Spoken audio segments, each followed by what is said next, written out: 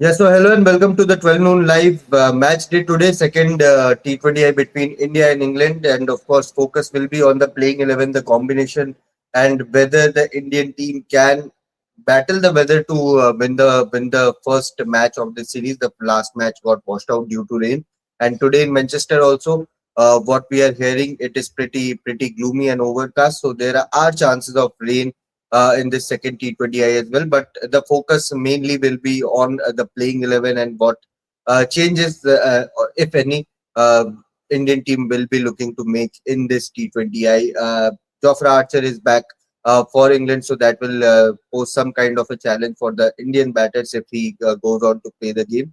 So let's start. Bharat, what do you think India should do? Like yesterday, there were a lot of talks around Vaibhav Suryavanshi, why did he bat late in the nets, and now every movement is being scrutinized by everyone, and in this structured environment where everything is monitored, uh, somewhere people were left disappointed. Those who were following our practice sessions, also other practice sessions, also I was seeing at social media there was a kind of an outrage on why he was not allowed to bat earlier in the nets and why he batted for only 10-15 minutes at the fag end of the practice session. So his every movement is being scrutinized, everything is being criticized in regards to the Indian team management.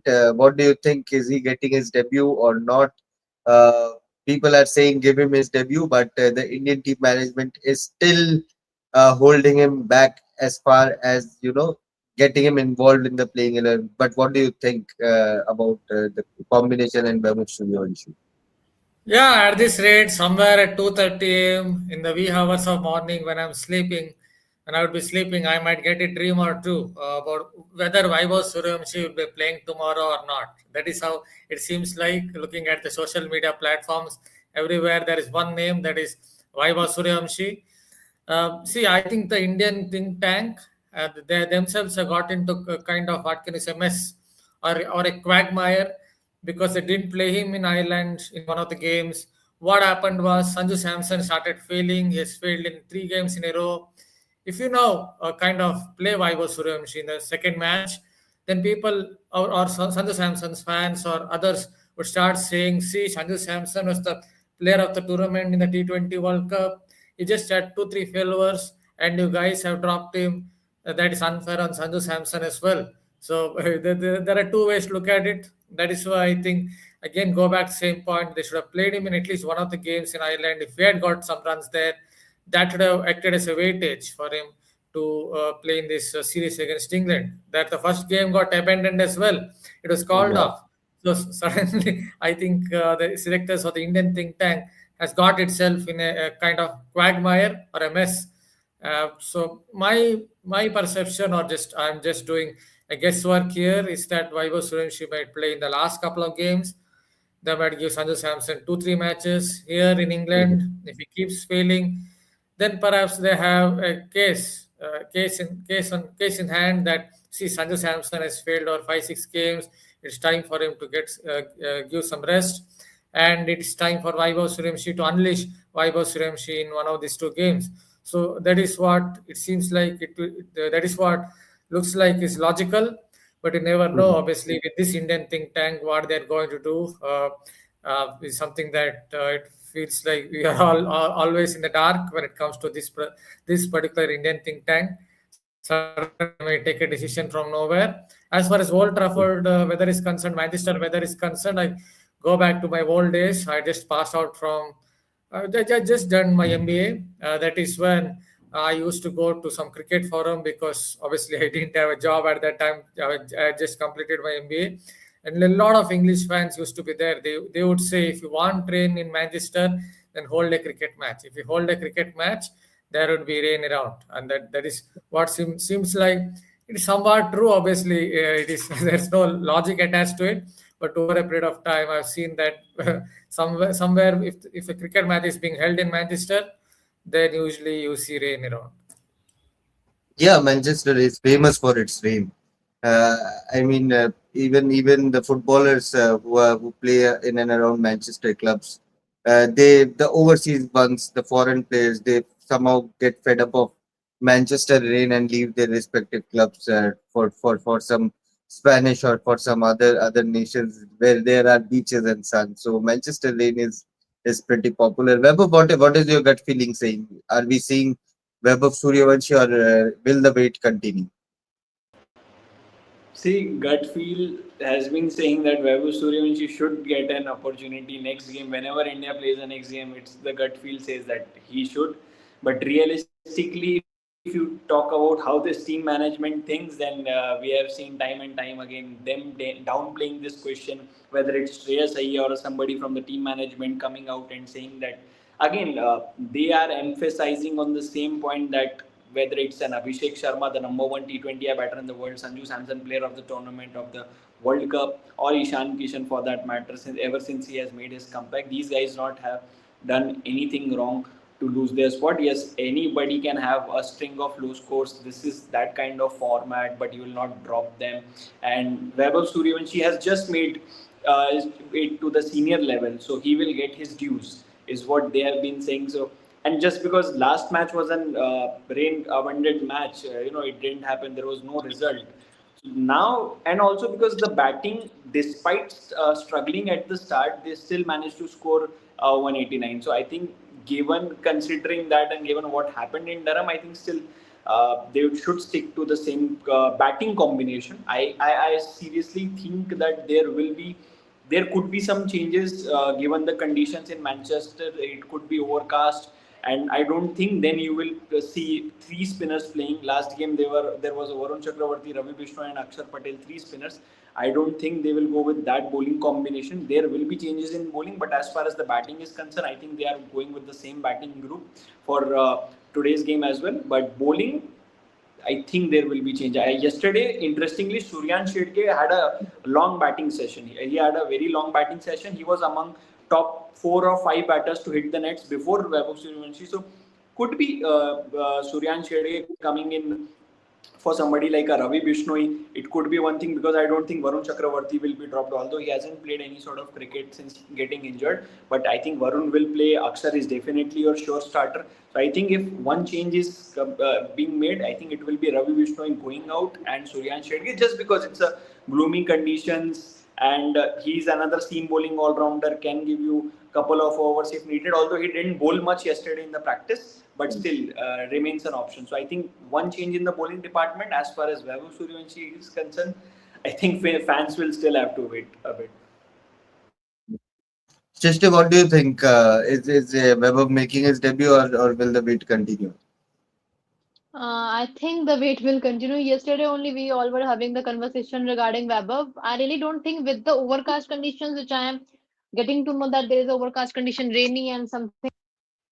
I don't think that Indian team give the debut cap to Vaibhav Suryavanshi. Interestingly, I like yesterday at I think what time was it? 10 p.m. something around that. I saw the story of Vaibhav Suryavanshi. He posted one picture of his and he wrote that new chapter begins and something like that. And a lot of assumptions and anticipation were also there. Like, he wrote that maybe he is getting his debut cap. But if we look at all the like press conferences also, and apart from that, the practice sessions also, all these things are saying otherwise. Because if a guy is going to get his debut cap, he will not be the person who will come to the nets or come to the batting practice late, right? If he was there, then he would be there in the first bunch of players. So I really don't think, if you ask me what I want, yes, I want him to get his debut cap.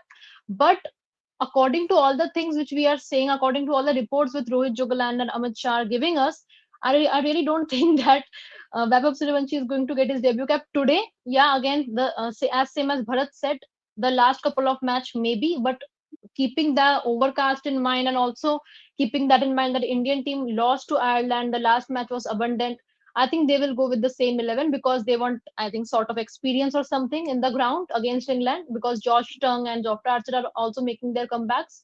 So I think he has to wait a bit. Abhi ke liye. Okay, okay. Bharat, what do you think about the other players? Like when Vaibhav was mentioning about Suryan Shedge, and this is something which we touched upon when he was called up into the team as well. Uh, should he be given a lot more chances? Yes, the focus is on Vaibhav Suryavanshi and others, but Suryan Shedye, considering Hardik Pandya, Nitish Kumar Reddy's injury concerns, injury history as well, do you think Indian team should give Suryan Shedye a lot more chances, particularly in this series when there are opportunities to see him in the playing 11 with the bat, more with the bat, less with the ball, but at least make him play more games so that you have a fairer idea of what he can bring to the table in international circuit at least. Yeah, but I would humbly disagree in the sense that I would want to see more of him with the ball in hand than Mm. the bat in hand, mainly because, see, we are living in times. See, I come from a time in the 90s when I used to see all this Gavin Larson, Chris Harris, Willie Watson, then Scott Styries bowling at 120 kilometers per hour, and they used to take wickets. But those days, ODI cricket was played differently. Nowadays, limited overs cricket is played differently. You don't get to see enough of 120 km per hour bowlers succeeding in modern day limit overs. So I would want to see more of Suryan Shegde the bowler, mainly because I would want to have a bowler who's bowling at around 135 kilometers per hour. That is basically Hardik Pandya, who can also give you that hard length. Nitish Reddy, obviously, after his work with Stefan Jones, his pace is also, I think, gone up. It has increased. Suryansh, whatever I've seen, it's mostly in the 120s based on whatever I've seen. So maybe at some point of time, he also needs to improve his bowling a little more. Then I think the Indian think tank or the Indian coaching staff would get more confidence about this particular all-rounder. Having said that, he should definitely play in this series a couple of games at least because he's stubborn. I think he has improved his batting, he's upgraded his batting, he's upgraded his power hitting. There was a time when it seemed as if he was very much a slogger, with great respect to him, about 2 years ago when I watched him in domestic cricket. But from that time, he's definitely improved his batting against pace bowling. It doesn't just seem as if he's just going to clear his front leg and smash it blindly over mid wicket. There seems to be some logic behind his batting. So, given that, he should definitely play in a couple of games at least. But I believe, from his point of view, even from his point of view, it would be better off if he goes back to the drawing board, improves his bowling in terms of his strength and conditioning, and perhaps at least if he starts bowling at 130, at least at maybe 130, 132 kilometers per hour, the Indian think tank will give him even more chances. With the ball, I think he's still in that Shivam Dubey kind of a range, That is what I said. 125, 122. That is what I said. Even Yeah. if he improves Yes. it by say 5 kilometers per hour, he doesn't need to improve by suddenly he doesn't need to ball at 140 kilometers per hour. But even if he balls at 130, 132 kilometers per hour, then I think he will get more opportunities. Mm. That will be pretty interesting now that and he was a part of the Punjab Kings playing 11 in the later half of the IPL as well. So he started to get chances there as well. So let's see how things goes for him. But Weber, will there be some sort of pressure on Sanju Samson as well, considering there are a lot of talks around him and his batting form, which we have discussed multiple times as well. But even if he gets the chance to play this match, next match, whatever number of matches he gets, will there be some sort of pressure to score runs, considering there's a boy wonder sitting on the bench, and of course a lot of talks around social media, his own form. What do you think? See, there should be pressure. First, see, there are multiple reasons why Sanju Samson should be under pressure. First, of course, that he's not scoring runs. Second, he's not the only wicketkeeper batter in the squad. There is a certain Ishan Kishan who hasn't taken any step wrong. Obviously, two runouts, two unfortunate runouts, and on both occasions, I think he was at fault. There was never a run in the last game. Even before that, the second T20 in Belfast. So on two occasions, unfortunate you would say. First game, obviously that shot was not on. He plays that shot really well. That flick shot, he plays that really well in the IPL. We have seen. So that happens in this format. But last two innings, you cannot judge a lot like why Ishan Kishan is going wrong. So there is an Ishan Kishan, and what favors Ishan Kishan more than a Sanju Samson is Ishan Kishan is still, according to me, is a better batter against the moving ball than a Sanju Samson. or even on two paced wickets. Slightly better. I won't say he's Age got the wise best also, of the age best. wise also is youngest. Exact. Age wise also is ahead. And then Sanju Samson, there's a pattern or in Sanju Samson's batting.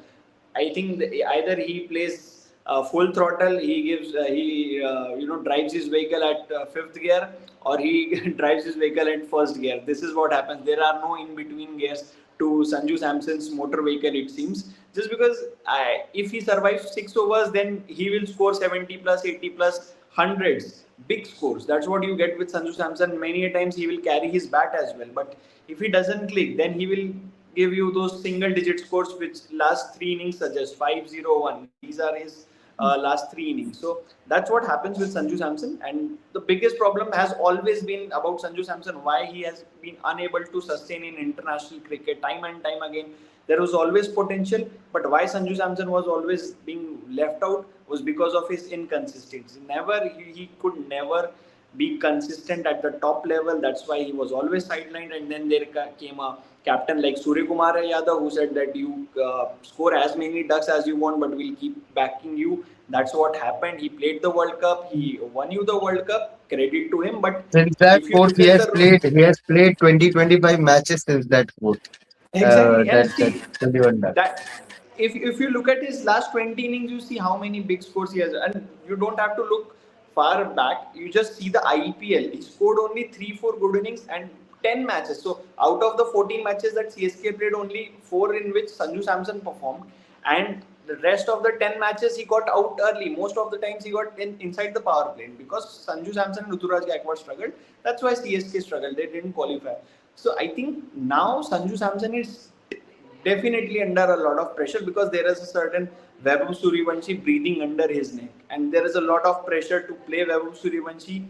You can back a player to the hilt, but after one point, even this team management will say that we have given you a long enough run, and because you are not scoring runs, we have a player ready, and we have to try him because just we have picked him. Now imagine you have given a debut to a replacement player, Suryan Shedge, Prince Yadav as well. Everybody was anticipating a Vaibhav Suryavanshi debut right from the start of the UK tour. That didn't happen. Prince has made his debut. Suryansh has made his debut, but Vaibhav Suryavanshi was the orange cap holder of the IPL. He is still yet to make his debut. So obviously, there is a lot of pressure, and going ahead, it is only going to get worse for Sanju Samson as far the road for the World Cup and Olympics is concerned. Because yesterday also I said Prabh Simran Singh is also there.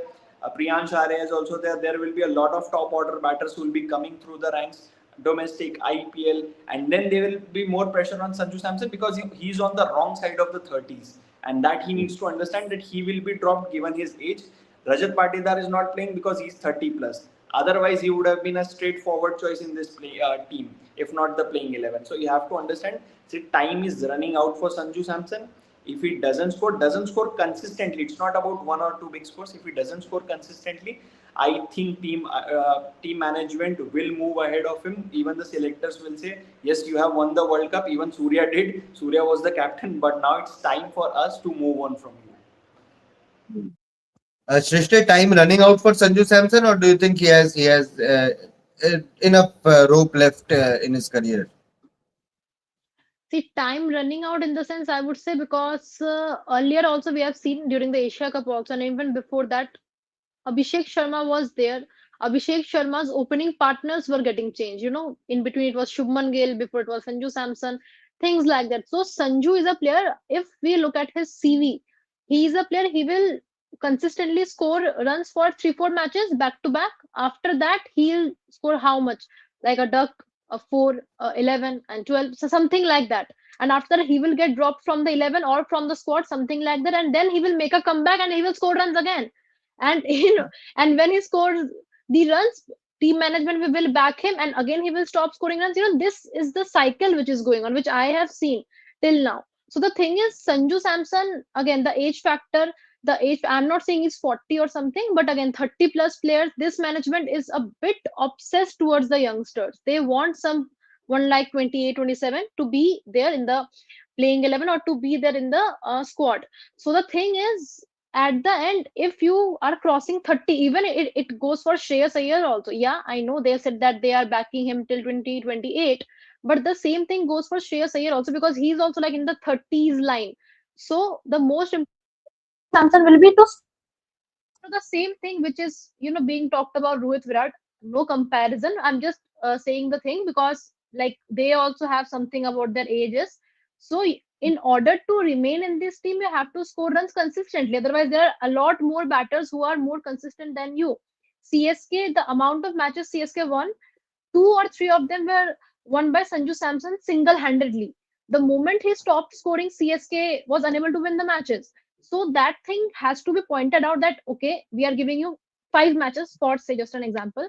If you score runs in the 3 matches out of the 5, it's fine. And if not, then you will have to, like, with all due respect, you will have to sit outside, you will have to be in rest, and the other players will get a chance, because in T20I, Team India has so many openers that you can create an 11 out of the openers only. So you are in this with this management. Never mute kar do. I can, huh, with this management again, everybody in this 11, everybody in this squad is replaceable. So that thing must be kept in mind by some Sanju Samson, because given his age and the amount of backing he already got earlier, I don't think that backing he will get right now. So it is very important for him to score runs whenever he is getting his chances. Otherwise, Vaibhav Suryavanshi, perhaps Yashasvi Jaiswal played the T20. I don't remember when it was against Zimbabwe 2024. He is not in the scheme of things now. So that's the thing. There are many players sitting outside to replace you. So in order to be relevant and to be in this squad, not 11 also, in this squad, you have to score runs consistently, because nobody will remember the 100 you made 6 7 months back and after that you're not scoring runs. So that's the thing according to me. But similarly, pressure will be on Tilak as well. Before we talk a bit about the bowling unit, pressure will be on Tilak as well. Considering there's a lot of talks. Similarly, with like Sanju also, there's a lot of talk around Tilak Varma also. And you have said that he needs to go back to the drawing board and work on his batting against spin bowling particularly. Yeah, obviously, see, you are struggling again and again. If you score 13 of 13, 10 of 10, or whatever it is, then there would be pressure on you, because in T20 cricket, if you score at run a ball these days in 2026, then fans, everyone will start criticizing you. There would be a lot of detractors. That's what has happened with Tilak Varma as well. See, Tilak Varma obviously maybe behind the scenes is working with the coaching staff on a spin game or whatever it is, but it definitely has to. Otherwise, I don't think it would be easy for him to make a or bounce back or make a comeback and suddenly score 80 or 50 balls or on those lines. I don't think it would happen. Yes, today he might do it. I understand sometimes when you make such statements, it usually comes back and hits you. But I still feel that unless he goes back to drawing boards and works on his spin game, maybe it could be related to stance, maybe it could be related to his head position or whatever it is. But he has to, I think, rectify a few things, and then only he would be able to score consistently at a good rate. So that is where Tilak Varma is. Hopefully today at least, uh, obviously he will be picked. Today at least he will get a decent score of 30 or 40. That would help him. That would boost his confidence at least. If not, I don't think his spin game suddenly would improve to a level where you would say yes, a second touch towering heights against spin bowling. But at least it would boost his confidence that going forward, he might get a few more consistent scores. Vaibhav, what do you think about the England combination? Do you see Jofra playing straight away, or you feel England might go with the same 11, considering they did not get to bat and the match was a badminton last time? But they have announced their playing 11 yesterday itself, Okay, and yeah, there are two changes. Yeah, Jofra Archer and Josh Tongue both Jofra is are good. back. And I was very surprised that Saki Mahmood, the pick of the bowlers for England in the last game, bowled really well with the new ball, 3 wickets, and he was economical as well. And then you dropped Saki Mahmood. I think Luke I Wood don't think he was bowled still. really well when he bowled. 22 runs he went for in Yeah, second see, over. He again, came if back, you are picking, you see, if you are picking came three back in wickets, the see, end. again, I'm not a fan of Saki Mahmood, the T20 bowler, but given the way he bowled on that wicket, giving of what 25, 26 odd runs in his 4 overs, taking 3 wickets, I think it was a very good effort, at least to retain his spot in the team, but that didn't happen. Josh Tung is picked. It will be his Josh Tung's first T20, first ever T20. He was there with the World Cup squad as well, but didn't get any games. And I think one gentleman who is sitting here must be very happy that Josh Tung is making his debut in T20 cricket after what he has done in Test cricket. But speaking of the combination, I don't Now think. just Prasidh Krishna needs to be in the 11 somehow. It, See, it will make the it. But last two, the last if two. both of them get hit, then I have to go underground because on social See, media. I'll tell you the last two T20I games that Prasidh Krishna has played, he has given 50 plus run in both the games. Against Ireland, before that he played against Australia in That 2023. was way back, That was in 2023 in Guwahati. Glenn Maxwell scored 100. Prasidh was bowling the last over. I think 15 or 16 some runs were needed. Glenn Maxwell scored 100 and finished the game and won the game for Australia. And these are the wins in the last two games which Prasidh Krishna has played. He has given more than 100 runs in his 8 overs. So that tells you something about Prasidh and T20. He's a different bowler in IPL. I don't know what happens to him when he turns on. And surprisingly, coincidentally, he made his debut in Ireland only in 2023, if I'm not wrong. So, but again, when he made his comeback in the same country, he gave a lot of runs. So, Prasidh, again, the problem with Prasidh is same like Sanju Samson. Sanju Samson is struggling for consistency with the bat, and Prasidh has always struggled for consistency with the ball in white ball cricket. So that's a different thing.